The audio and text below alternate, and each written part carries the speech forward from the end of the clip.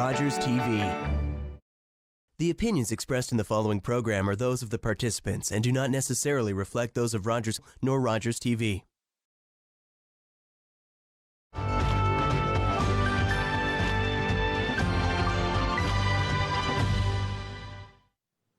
Hi, and welcome to Politically Speaking. I'm David Shearman.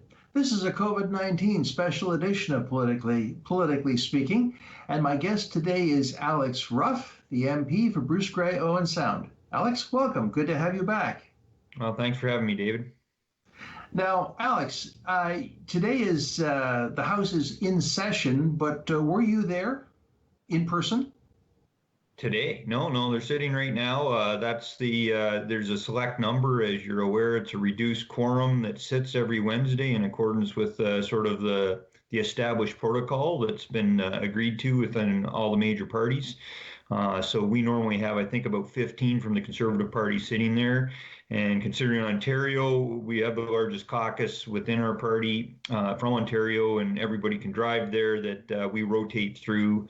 So the next time I'll be actually physically sitting in the House for the special committee is on the 20th of May, unless something comes up and I get the phone call and say, hey, can you make it for a Wednesday sitting? So with a regular sitting, with the House being in session, I presume the usual conversations between the opposition and the other parties and the government will continue to happen. Questions will be asked and answers will be given. Yeah, but it is. Everything's got to really relate to COVID-19, although there are petitions that can be introduced. There's a few protocol measures, but in the end, it's a special committee. It's not, the House isn't sitting, and that's what a lot of confusion is there. It's a special committee with all 338 members of Parliament being part of that committee for Tuesdays and Thursdays for these virtual sittings, and it's a special committee on the Wednesdays as well. So it's not the same. It's not quite the same. There's certain things, but it's treated as a committee in the whole. So the questions back and forth, you'll see, are 5 minutes in length. You know, you get a specific, if somebody asks a question, the government's expected, the minister, it's really questions to ministers or their parliamentary secretaries, they're required to respond back in the same period of time. So there's been some interesting, I don't want to say growing pains, but challenges with that, especially on the virtual sitting, as there was a little bit of coverage, as you might have noticed yesterday during the sitting yesterday. Yes, I noticed that one of the things, in fact, that you reminded us in a virtual teleconference was everyone put their mute button on so that there's no hearing of things going on in the background. But there was a lot of, one of the things I did hear about the virtual session is that the dynamic was quite different in that questions were asked and answered without the shall I say, the background noise that sometimes happens in the House of Commons. Yeah, a lot less heckling, because if there was, it would get, obviously drown everything out because the microphones are controlled in the House, so that heckling can occur and it's really not interfering, although it does some days. So that can't really occur virtually, otherwise it would cut everything out. And that was some of the debate yesterday. If you would have, if you watched the whole sitting, there was a little bit of back and forth between certain MPs and the chair, normally the Speaker, Mr. Rhoda, because in a committee there is more dynamic, more back and forth. It is supposed to be a little bit more of a debate, because that's the way the committee normally forms. And there was a little bit of that being cut off and not quite occurring. So there was some pushback from some members of the opposition to the chair to say, look, this is supposed to be more dynamic. It's supposed to be trying to get, as you hinted, more answers to the actual questions. And if you can't really push them on that, if that's being controlled, we're really not seeing democracy, and it's not occurring the way it's intended to. So there's definitely some, improvements, I guess you could say, or some flexibility and to get those answers, to hold the government to account during a committee of the whole structure that is better than obviously the normal question period style. Which is the job of the opposition, to hold the government's feet to the fire and to keep the government, I won't say on the straight and narrow, but at least keep the government accountable. And that's part of our Canadian parliamentary system. And this is just a new leaf in the book of Canadian parliamentary history. So it's very interesting both to watch and, I'm sure, as you are there, to experience.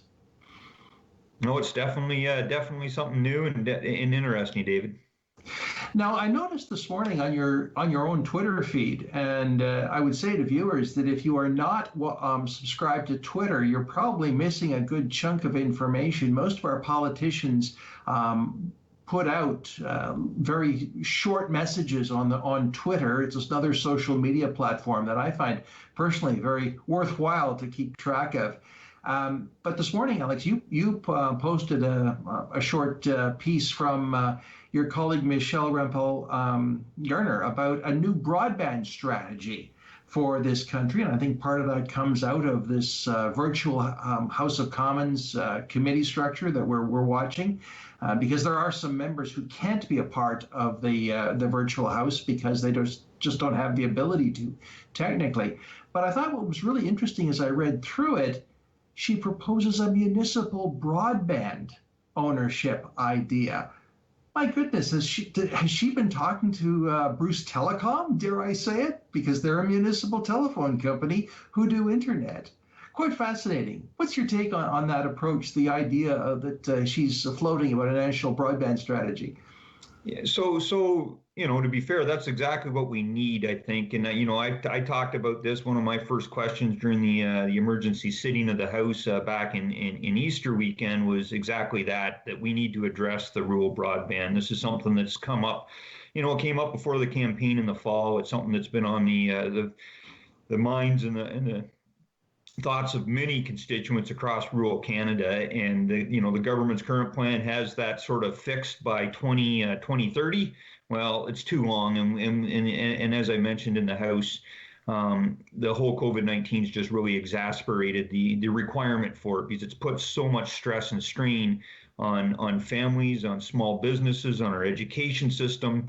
And if we want to be competitive, especially even in Bruce-Grey-Owen Sound on the economic front with small businesses, and attract the different sort of, with traditional manufacturing likely never to sort of return to its heyday, by virtue of the way the world functions now, and in particular Canada, we need to be able to attract those people that can, or those organizations, businesses that can, allow people to work from home, that require, high-speed broadband internet. So the strategy that Michelle's put out is something that was worked on, by a bunch of us. There's a bunch of people that fed into it. She did a lot of consultation, but that's just step one.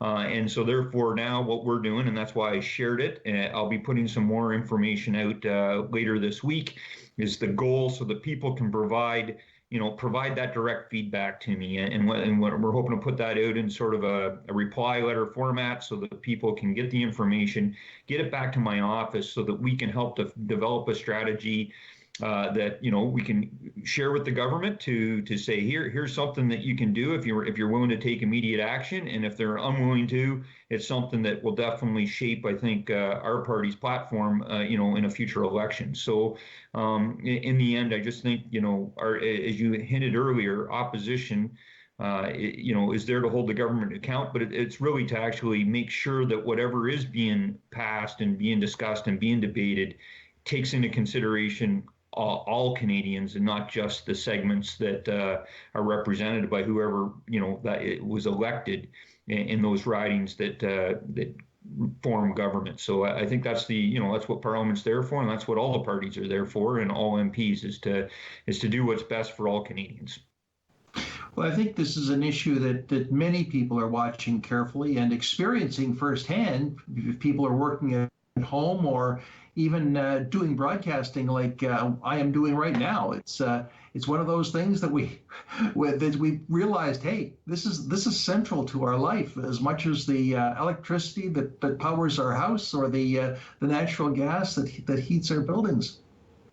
I wanted to move on a little bit, Alex, to some of the relief measures that the government has proposed. I think many Canadians are pleased. I think there are some gaps that have been exposed in the government's system. But most recently, in fact, I believe it was yesterday that, and we're taping this midweek in the first week of May, that the government did announce relief for farmers, and it was interesting to watch the reaction. I think the farmers themselves said, "Hey, this ain't enough at all." What's your take on the government's proposal for relief for farmers? Well, so it's a step in the right direction, obviously, to get some relief out. However, don't take my word for it. I'm not that. I'm not a farmer. Grew up on a small farm, but I'm not a farmer as a business person. So when you have the Canadian Federation of Agriculture and the Ontario Federation of Agriculture clearly stating, thanks, but you're missing the boat here. We need more. Their initial ask of a couple 2.6 billion, I think, was 3 weeks ago. That and market and the challenges that our ag sector is facing has just got worse in the last 3 weeks.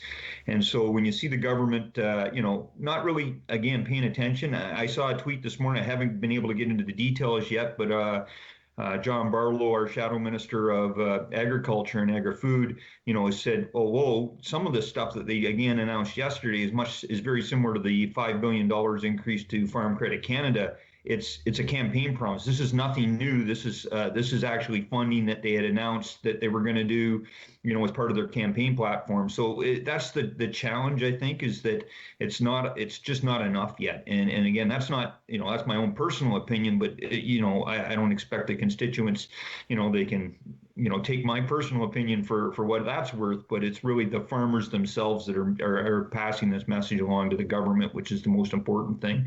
And so I think they just need to do more, and they need to do it very quickly because, as we've discussed before, there's so much of the farming community, and we do not want to risk the security to our food supply and that food security.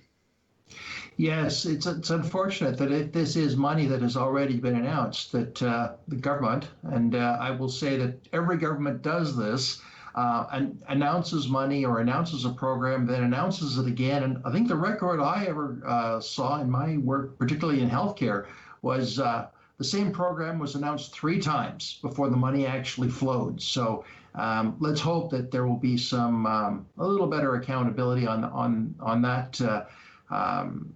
that part, because our food sector is absolutely critical, absolutely critical. Speaking of food, Alex, one of the things that has been a big concern is that our big beef processing plants, particularly out west, have been central locuses of COVID-19, and they have had plant shutdowns that, even now some of that is being brought into question as to whether they should be restarting. But we lost a lot of local processing capacity in the last few years. What are we doing, or what are you doing to address that issue of local processing capacity for beef and pork and other parts of the food chain? So, great question. This is something that's come up, and it's just not myself that's pushing for it and recognizing the importance of it. I think it's really there's 2 things that we can be doing, and they're both mid to long-term solutions. First off is I think there's a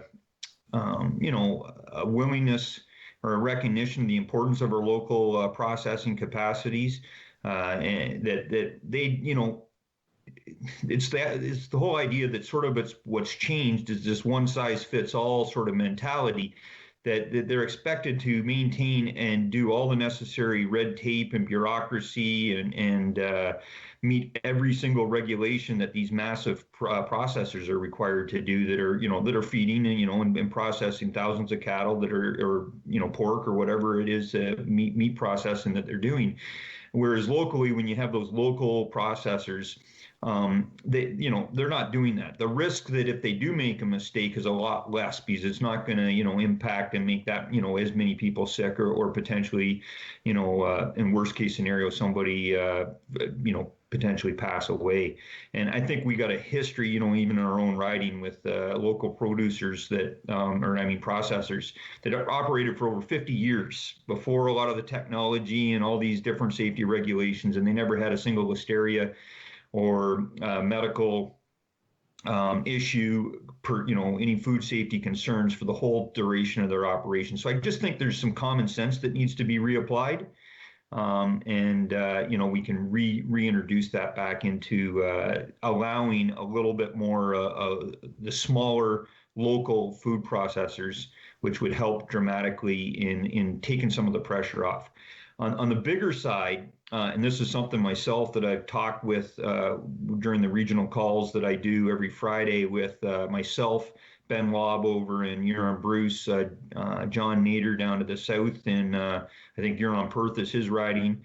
The three MPPs, Bill Walker, Lisa Thompson, Randy Pettipies, plus all four county wardens for Bruce-Grey, Perth, and Wellington.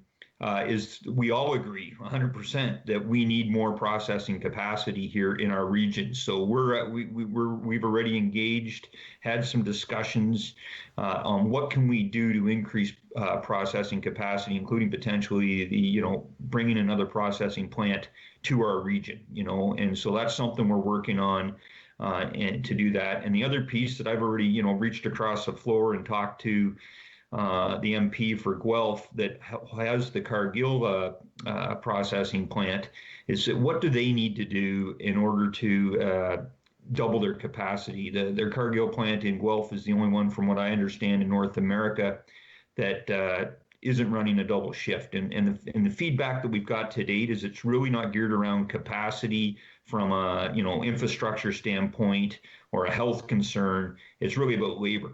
So I think there's some work that we can do working with the University of Guelph and some of the other programs that can deliver is what can we do to increase that skilled labor, because it really is skilled labor that is required in the processing plant to double up in there. And I think there is some level of financial support that would be required from both provincial or federal levels of government to sort of match some of the investment that's going to be required to increase that process. So this is all the things that we're working on sort of behind the scenes to fix the problem mid to long term. But I think in the short term, as the industry and specifically in beef is requested, is a set aside program would go a long way in increasing that processing. Yeah, I think it's a very important piece to try and put together. I recall the days when we did have provincially regulated slaughterhouses and meat packers, where these were small operations, often in a community, and there were maybe 3 or 4 employees, and they often produced absolutely wonderful product and did it with great quality, and in some cases, great local pride. So. Perhaps, although the scale is much bigger when you talk about the Cargills of the world, these kinds of things can work together, and we'll see some big changes. I think your point is also well made, that this is not just a federal issue. This is a provincial issue. This is a regional issue. It is all levels of government having to work together. And I'm pleased to hear you also say that you're reaching across the aisle, because that's also incredibly important. No, I agree. And we do, and there are still provincially inspected processing plants across the province and across the country for the respective provinces. It's just that, part of the feedback that I've received is that as, health guidelines, which, to be fair, that's the whole issue we're facing right now, is due to the lack of, food safety, coming out of China. That has resulted in this virus, but I think there's a recognition that I think you can sometimes push that too far, and the feedback I've received from those people that worked in the local processing plants in the past is that it became so expensive from both a regulatory standpoint, in that you almost needed 1 or 2 full-time staff just to fill out the paperwork that needed to be provided back up to the whatever level of health authority. And the second thing is that they kept changing the regulations and demanding, safer and safer equipment. and without any financial support. So it's very hard for a small food processor that's just not doing that same scale of business to all of a sudden have to change out all their equipment, change it to stainless steel, change it to this, almost on a yearly basis to meet the requirements. So there's just some common sense, I think, that can be reintroduced and at the same time not compromising our food safety. Yes, I would agree, Alex. I would also point out just briefly to our viewers that we may be in a situation where you'll see a screen freeze and it looks like nobody's talking. Well, we're talking, and I hope you should be able to hear the audio, but not to worry. As they used to say in television, do not adjust your set. We'll get back. I want to change the subject a little bit, Alex, again, to talk about the leadership race, which is kind of taken what should I say, less of a priority in politics these days. And of course, the Conservative Party is in the process of a leadership race, and you have supported, of course, Mr. O'Toole, and there seems to be ongoing conversation. What's the latest on the leadership race? So the leadership election organizing committee, I think if I got the acronym correctly, the LEOC, has restarted it for the Conservative Party. So that leadership race is still ongoing, or it's really kind of, kicked off again there in the last couple of weeks.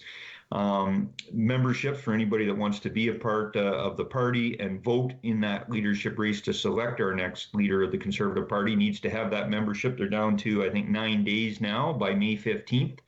And then the voting will commence shortly thereafter. I'm still not sure on how they're going to conduct the virtual debates because the goal will be have, I think, one in French and one in English as a minimum between the four candidates that are currently running, and ultimately with, I think, all votes have to be received into the party by the 21st of August, if I have the date correctly, and with the intent to announce the new leader within days after all the votes are being tallied. But the challenge is when you can't do it physically, recognition that Canada Post is really overwhelmed these days due to the pandemic, and a lot more people are sending mail and ordering stuff from home. We need to, it's like any true democratic organization, we want to ensure as many people that want to participate in this process are allowed to and have the capacity to, and that they're not their votes aren't being missed. Well, that's really interesting to hear, because it sounds like there have been plans put in place for alternatives, be it vote by mail or vote by some other system. And it sounds like the party is actually doing a credible job of trying to put together a leadership race in a very difficult time. If someone were to be interested in participating in that, obviously they would have to take out a party membership. Can they reach out to the local party and buy a membership? Yeah, yes, they can. Of course, they can, David. So you can reach out to the Riding Association. You can go onto the federal website, conservative.ca, and just click the link down there to buy a membership. It'll do it quite quickly. If they're interested in supporting a specific candidate, they can go through those respective candidates' websites. They have portals, and even myself, not my MP website, which isn't up and running, but the one that I used during the campaign is still live, and it has a button at the top that takes you directly to the federal site as well. So there's multiple ways they can phone in. There's a 1-866 number that's off the conservative.ca website as well, where they can do it over the phone. So there's multiple ways that they can do it. Unfortunately, if they need to write a check and get it mailed in, they're going to have to pretty much courier it or priority post it to the campaign headquarters almost within the next couple days if they want to make the cutoff. So I strongly recommend you do it via a credit card if you have one, and if you don't, please reach out and do it. Get that couriered to the headquarters of the Conservative Party as soon as possible. Well, I am a firm believer that we should all be participants in our own democratic process, and it's good to hear that the party is upholding those principles, and we have certainly got the freedom to exercise that right of organization and assembly and working together, even in these difficult times. It may be a challenge to go out and even go grocery shopping, but you can still participate in the political system of Canada, even in the midst of COVID-19. That's good to hear. It is. Now, Alex, I was just going to ask you one more thing. I noticed that behind you, you have what is sometimes called a shadow box. And it's we can see on your screen the flag, the points of the Canadian flag, the maple leaf, and I presume below that are the badges of your service. Is that correct? It is, but although the shadow box is empty right now, other than the flag, and the neat thing about the flag, we'll first talk about that is, anybody that retires from Canadian Armed Forces and a lot of people that serve in government can request. Well, any Canadian can request from the government to have a Canadian flag that has flown off the back in the Peace Tower. Unfortunately, the last time, and I've been retired now over a year, when you put that request in, it used to be sometimes backed up by a year or two, so you'd have to request very early. The waiting list is now, I think, over 40 years to get that. That's how many requests have gone in. So what I requested instead was to have a flag flown, one of the Canadian flags that had flown both down in Gagetown, New Brunswick, at the 2nd Battalion of the Royal Canadian Regiment, which I commanded and served a number of years of my time, and the other battalion that I'd served with, the 3rd Battalion of the RCR up in Petawawa. So they put that together. It is designed so that my medals can be in there, both my full-size medals and my miniatures, any other paraphernalia that I want to put in there. So that is something that I was given to me by the regiment upon my retirement, and it's a treasured gift. I just haven't, because I haven't bothered putting all the necessary accoutrements and different paraphernalia into it yet. And I actually have another shadow box that I need to get designed back in February during our Paardeberg anniversary celebrations. They had, unfortunately, we just had a soldier within the regiment only a couple weeks prior to the event, had purchased a new house that he was moving into, but he transferred his house insurance from the old house to the new house, and in between is the house they were still living in burnt down. They lost all the belongings, and so we did a quick fundraiser. And I guess this is a bit of word of caution to everybody out there. So they had a few different things to fundraise off by silent auction. Obviously, I went up to, figured I'll do my part and put a couple bids on. There was 3 items for sale or to bid on. And I went in and put my name down in a bid on a couple of them, thinking, all right, this way I can up the price a little bit. If I get them, it's okay, but not thinking I'd end up, unbeknownst to me, because I'd had 1 or 2 drinks earlier, I didn't realize how close it was to the cutoff, and I'd gone up at like 5 minutes to 11 p.m. Alex, we got 15 seconds, so I got to say goodbye. But when we get back to the hour segment, you will finish that story, okay? Sounds good, David. Alex Ruff, our MP, the MP for Bruce-Grey-Owen Sound, thank you. I'm David Shearman. We'll see you next time.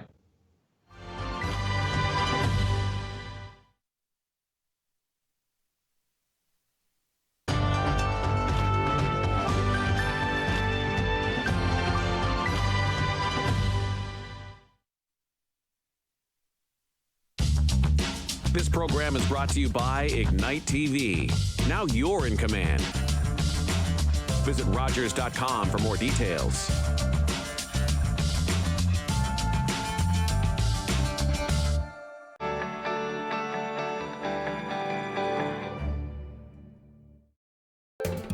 Call the Rogers TV viewer response line, email us, or connect with us on social media.